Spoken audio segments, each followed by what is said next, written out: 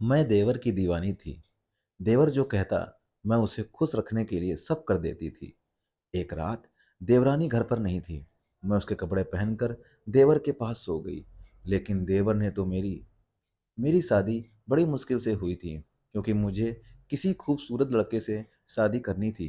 क्योंकि मैं खुद भी बड़ी खूबसूरत थी, मगर मैं बहुत गरीब थी। इसीलिए मेरे लिए जो भी रिश्ता आता, वो लड़का गरीब होता था और बदसूरत भी। इसलिए मैं कई साल तक शादी से इनकार करती रही, और यहाँ तक कि मेरे बाल सफ़ेद होने लगे। मेरा बाप मर चुका था, और मेरी शादी के इंतज़ार में मेरी माँ भी मर गई, और भाई भाभी मुझे इस बात के ताने मारने लगे। मगर मैं जिद पर अड़ी रही। मैं चाहती थी कि मेरा पति मेरी तरह ही खूबसूरत हो, और वो अमीर भी हो, क्योंकि मैं गरीबी से तंग आ चुकी थी। एक दिन मेरी ख्वाहिश पूरी हो गई, और मेरे घर वालों ने मुझे एक लड़के की फ़ोटो दिखाई, जो कि बहुत हसीन और खूबसूरत था। और जिस दिन वो मेरा रिश्ता लेकर आए, साथ में इतना सामान लेकर आए कि मुझे यकीन हो गया कि लड़का बहुत मालदार है। मेरे पाँव सातवें आसमान पर थे। मैं खुशी के मारे फूली नहीं समा रही थी। मैं सोच रही थी, जैसा मैंने ख्वाब देखा था, वह पूरा होने जा रहा है। दोस्तों, कुछ दिनों बाद मेरी शादी भी हो गई। मेरी शादी हुई तब मैं बहुत खुश थी, मगर मेरी सारी खुशी शादी की पहली रात उड़ गई, क्योंकि मेरे घर वालों ने मेरे पति की जवानी की तस्वीर दिखाई थी, जिसमें वो बहुत खूबसूरत था। उम्र ज़्यादा होने की वजह से वह बूढ़ा दिखाई देता था।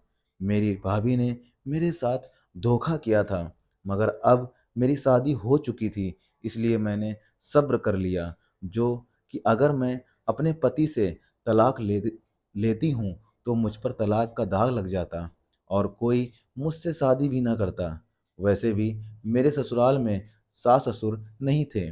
मेरा पति और उसका एक छोटा भाई था। हमारी छोटी-सी फैमिली थी, और मैं यहाँ राज करने वाली थी।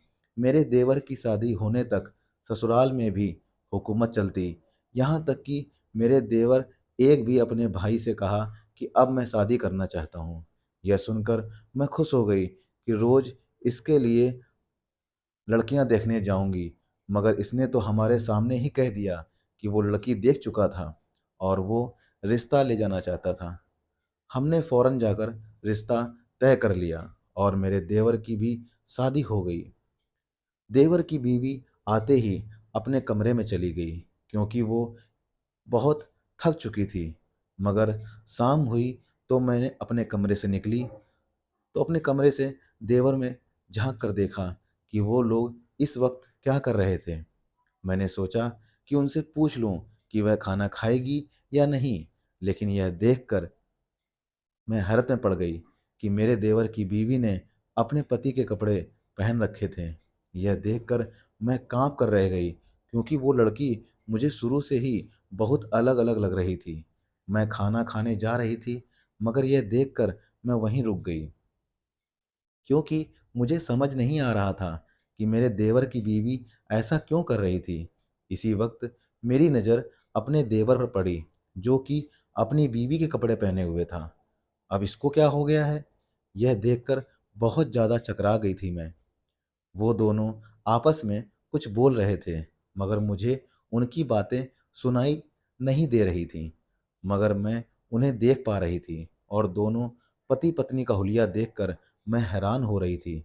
इसी वक्त मेरे देवर की बीवी अपने पति के कपड़े पहनकर घर से बाहर चली गई, जबकि मेरा देवर बीवी के कपड़े पहनकर सो गया। यह देखकर मैं हैरान परेशान अपने कमरे में आ गई, और सोचने लगी कि यह बात अपने पति को बताऊं या फिर नहीं।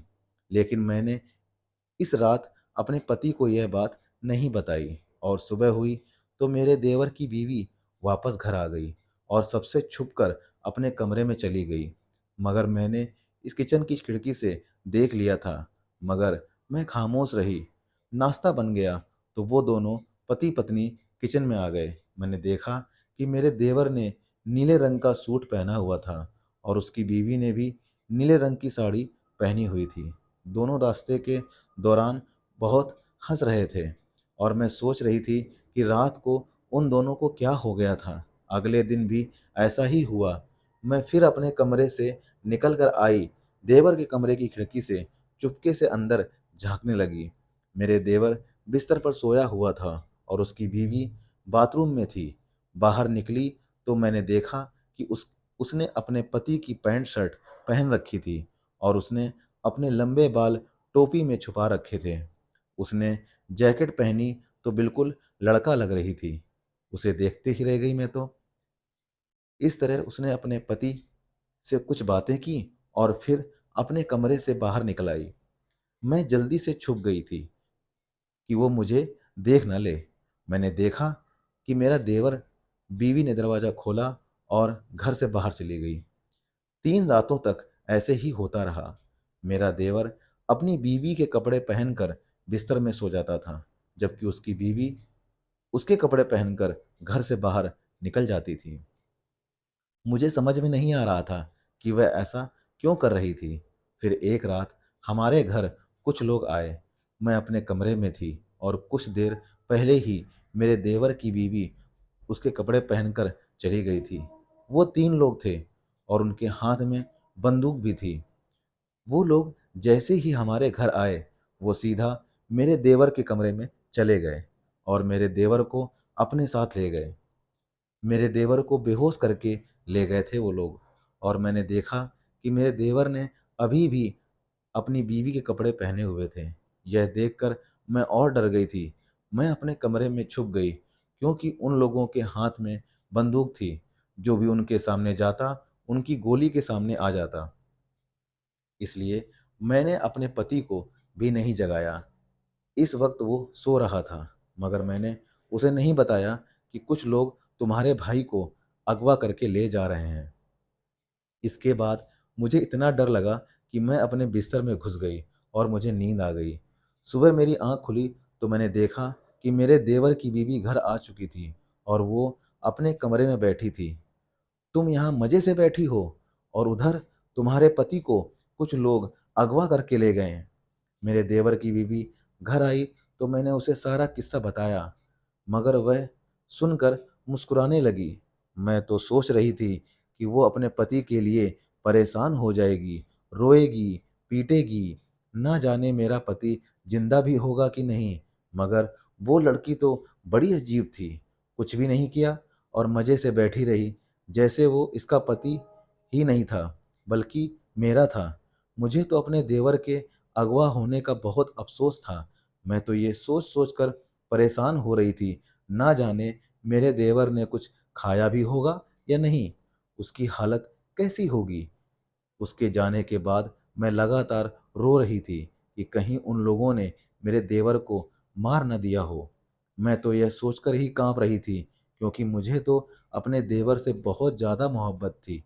उसकी बीवी की तरह पत्थर दिल नहीं थी, मेरा दिल तो बहुत नरम था। इसीलिए मैं जल्दी से अपने कमरे में गई, अपने पति को सारी बात बता दी। यह सुनकर वो भी परेशान हो गए क्योंकि इसका एक भाई था जो कि इसे बहुत प्यारा था। इसीलिए वो मुझसे पूछने लगे, वो कौन लोग थे? यह सुनकर मैंने उन्हें बताया कि मैंने उन लोगों को नहीं देखा था, मगर मैं इतना जानती हूँ कि तुम्हारी भाभी बहुत चालाक लड़की है और ज़रूर तुम्हारे भाई के अगवा होने में इसी लड़की का हाथ है। यह सुनकर मेरे पति ने कहा, तुम मुझे सारी बात खुलकर बताओ। मैंने इधर-उधर देखा कि मेरे देवर की बीवी हमारी बातें ना सुन ले, मगर वह आस-पास नहीं थी। इसीलिए मैंने अपने पति को कहा कि मुझे तो तुम्हारी भाभी पर पहले दिन से ही शक है। यह लड़की तुम्हारे भाई को मरवाना चाहती है। यह सुनते ही मेरा पति गुस्से में आ गया और उसने कहा, इस लड़की को इस घर से निकाल दूँगा। मगर मैंने इसे ठंडा करते हुए कहा कि पहले अपने भाई को घर ले आओ, इसके बाद अपने भाई से कहना इस लड़की को तलाक दे दे। यह सुनकर मेरा पति सुकून से हो गए और फिर घर से चले गए और मैंने अपने देवर की बीवी से कोई बात नहीं की। उसने खाना खाया और अपने कमरे में चली गई, जबकि मेरी तो भूख ही मर चुकी थी। मेरा देवर अगवा हो चुका था और मेरा पति उसके पीछे गया हुआ था। पता नहीं आगे क्या होने वाला था। फिर सुबह से शाम हो गई। मगर मेरा पति घर नहीं आया। मैंने इसे कई बार कॉल की, मगर उसने तो मेरी कॉल भी नहीं उठाई। मैं बार-बार यह सोचकर गुस्सा करती रही, सब इसकी भाभी ने किया था, मगर अब वह अपने भाई की वजह से मुझ पर गुस्सा निकाल रहा था। इन सब में मेरा क्या कसूर था? मैं तो सोच रही थी कि जैसे ही मेरे पति मेरे देवर को घर ले आएँगे, मैं अपने देवर से कहूँगी कि इस चालाक लड़की को भी तलाक देकर घर से निकाल दें, क्योंकि यही असली फसाद की जड़ है। क्योंकि ये खुद तो तुम्हारे कपड़े पहनकर चली जाती थी, मगर तुम्हें घर बैठाकर लोगों से अगवा करवा दिया। मगर मैं यह बात अपने देवर से इस वक़्त कहती जब वह घर पर आ जाता, मगर अभी तो वह घर पर आया ही नहीं था। मुझे लग रहा था कि मेरे देवर को मेरी बात पर यकीन आ जाएगा और इसकी असलियत हकीकत जान लेगा। अभी से पता चलेगा कि इसने इस लड़की से शादी करके बहुत बड़ी गलती की थी। फिर शाम से रात हुई तो मेरा पति घर आ गया। उसके साथ मेरा देवर भी था। यह देखकर मैं खुशी से रो पड़ी थी कि मेरा पति अपने भाई को घर वापस ले आया था। अरे! तुम कहाँ चले गए थे? मैंने तुम्हें बहुत याद किया था और तुम्हारी बीवी तो तुम्हारे जाने से बहुत खुश हो रही थी। मैंने फ़ौरन से अपने देवर को यह बात बता दी कि इसकी बीवी आकर इसे कुछ और न बता दे। मैं अपने देवर को इसकी बीवी की असली हकीकत बता देना चाहती थी, ताकि दोबारा इसके साथ ऐसा कभी ना हो। लेकिन इस वक़्त मेरे देवर की बीवी आ गई और कहने लगी, "मैं तो तुम्हारे जाने से परेशान हो गई थी और अपने कमरे में बैठी तुम्हारे आने की रब से दुआ कर रही थी।" यह सुनकर मैं हक्का-बक्का रह गई। ये लड़की कितनी झूठी थी। पहले पति को अगवा करवा दिया था और अब इसके सामने मासूम बन रही थी, ताकि वह इसे तलाक देकर घर से ना निकाल दे। दोस्तों, यह सुनकर तो मुझे गुस्सा आ गया और मैंने अपने देवर से कहा, तुम्हारी बीवी झूठ बोल रही है। यह सब इसी ने किया धरा है और तुम्हें मरवाना चाहती थी। इसीलिए तुम फिर इसकी बातों में मत आ जाना और इसे तलाक देकर इसे घर से निकाल दो, क्योंकि तुम्हारी बीवी तुम्हारी जान की दुश्मन है और इसी ने ही तुम्हें अगवा करके रखने का प्लान बनाया था। यह सुनकर उसकी बीवी हक्का-बक्का रह गई और मेरा देवर हैरत से मुझे देखने लगा। मगर मैंने सोचा था कि इस लड़की को अपने घर से आज ही निकाल दूँगी। इसीलिए मैंने अपने देवर को सब सच बता दिया था। यह सुनकर मेरा देवर अपनी बीवी को तलाक देने लगा था, मगर इससे पहले ही मेरे पति ने उसे रोक दिया। यह देखकर मैं अपने पति की तरफ देखने लगी कि उसने अपने भाई को ऐसा करने से रोक दिया था। आज इस लड़की को तलाक मिल जाती तो मुझे सुकून मिल जाता। तुमने अपने भाई को क्यों ऐसा करने से रोक दिया? यही लड़की इस घर की दुश्मन है। इसे अभी इस घर से निकाल देना चाहिए। यह बात सुनकर मेरा पति कहने लगा, मैं सारी हकीकत जान चुका हूँ कि लड़की इस घर की दुश्मन नहीं, बल्कि तुम इस घर की दुश्मन हो। यह सुनकर मैं हैरत में आ गई कि मेरा पति क्या कह रहा है? मैं तो घर से अपने पति और देवर से बहुत प्यार करती थी। मैं उनकी दुश्मन कैसे हो सकती हूँ? यही बात मैंने अपने पति के मुँह पर कह दी। यह सब तुम्हें इस लड़की ने बताया। मेरे पूछने पर मेरा पति गुस्से में आ गया और कहने लगा, यह सब मैंने उस वक़्त जान लिया था, जब मैंने अपने भाई को लेने गया था। इसकी बीवी ने ये नहीं किया है, बल्कि इसके पीछे तुम्हारा हाथ था। अपने पति की बात सुनकर मैं हक्का-बक्का रह गई। इस घर के लिए मैंने क्या कुछ नहीं किया था, मगर यह घर वाले मुझ पर ही इल्ज़ाम लगा रहे थे। मैंने अपने देवर की तरफ देखा और मजलूम सा मुँह बनाकर इससे कहा, "यह मैंने नहीं किया, यह मुझ पर इल्ज़ाम लगा रहे हैं।" यह कहकर मैं रोने लगी। तभी मेरे पति ने एक वीडियो मेरे सामने चला दी, जिसमें वो 3 लोग थाने में खड़े नज़र आ रहे थे और मार खाने के बाद पुलिस को अपना बयान दे रहे थे कि हमने जिस आदमी को इसके घर से अगवा किया था, उसकी भाभी ने हमें इस काम के लिए पैसे दिए थे। यह सुनकर मैं बिल्कुल चुप हो गई, जबकि वीडियो देखने के बाद मेरे देवर की बीवी मेरे पति से कहने लगी, क्या आपने तो अपनी बीवी की हकीकत अभी देखी है? मैं उस दिन से देख ली थी जब भाभी छुप छुप कर हमारे कमरे में झांकती थी। तब मुझे एहसास हुआ कि मेरा घर नहीं बसने देगी ये।